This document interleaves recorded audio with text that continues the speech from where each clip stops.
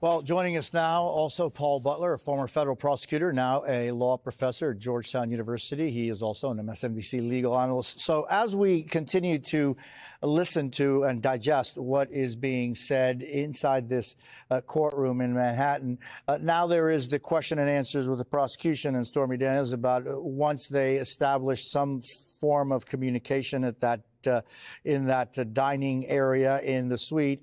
Apparently, according to Daniels, then Donald Trump started pulling out magazines, and magazines apparently about himself. At this point, she says, I wanted to eat my dinner. And I said, you know, are you always this rude? You don't know how to have a conversation. I had had enough of his arrogance and cutting me off. Paul, where is for the prosecution the line between having a witness that comes in that has, you know, a front row seat to part of the story of the accusations, but where do you draw the line from it becoming relevant testimony to someone spilling the tea, el chisme, the gossiping? Where is that line drawn, and how careful do you have to be as a prosecutor to not cross it? You have to be really careful. As a prosecutor, you have the heavy burden of proof. So any little mistakes, the jury properly holds against you. So what we have here is this Donald Trump seduction scene that I don't think any of us really wanted to hear.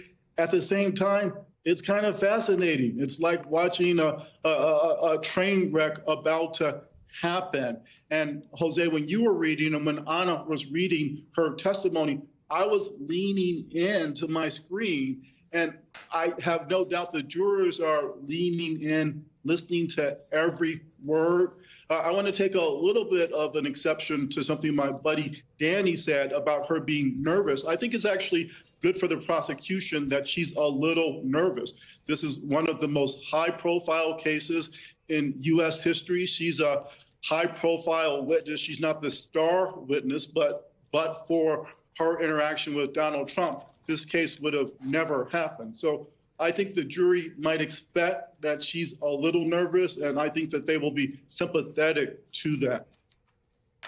Yeah, and now Daniels is being asked about many other things as well. For example, Daniels, is saying we talked about a few more things.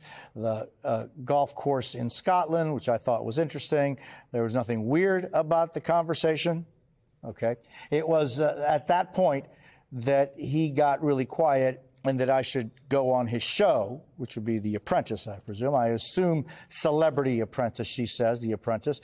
Daniels, I said there's no way they'd ever let me on TV. There's no way NBC would ever let an adult film actress on television.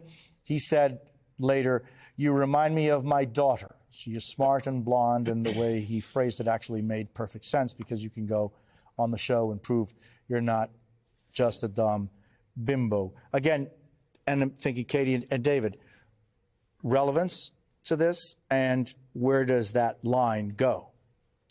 I mean, until I hear an objection from the defense, it's relevant. I mean, this is David Marcus. He's the king of criminal defense. As a former prosecutor, I'm going to keep on asking the questions until there's an objection and until it gets sustained. And right now, it's not. And again, what is she doing? She's showing his character. So she's become, in an inadvertent way, I would say, a character witness for the prosecution to show how bad Donald Trump is. How do you now tell an adult film star, because he knows it, that you remind me of my daughter?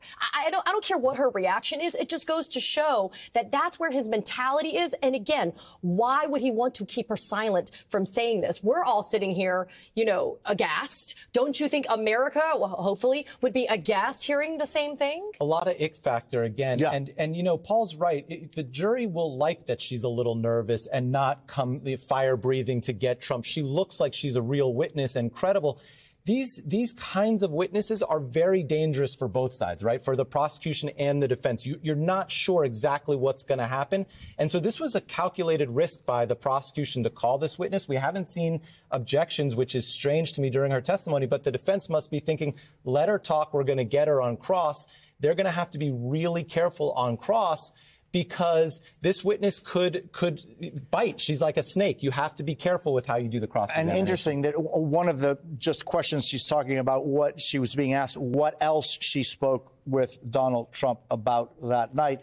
And this is an interesting passage. I don't know if it's going to have any legs to it, but she said, we talked about what I really wanted to do, which is to be taken seriously as a writer and director. Nothing against the adult entertainment business. And this is a quote, I have no shame. That's who I am.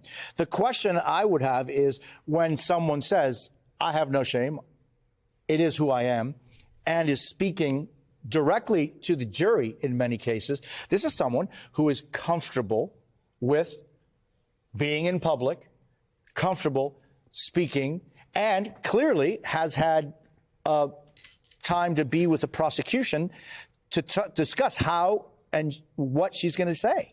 And yet, to David's point, she's speaking quickly. She appears nervous. There is a humanity to that. Exactly. This is not a trained witness. This is not a professional witness. She may be comfortable being on a screen, but this just shows that that is a job or a persona for her. And now she's saying, I wanted to be taken seriously for the work that I'm doing and not necessarily the adult film work that I'm doing. If I'm the defense lawyer in the case, in closing, I try to make this about, look, they called Stormy Daniels to distract you from the real case, right? Like they're calling Stormy Daniels to talk about silk pajamas, dinner, the room. That's not what the case is about. So the defense may be letting her talk so they can make this like, what are we doing here? What is this about? This should be about the law, not about morality and things like this. We'll see how their cross goes.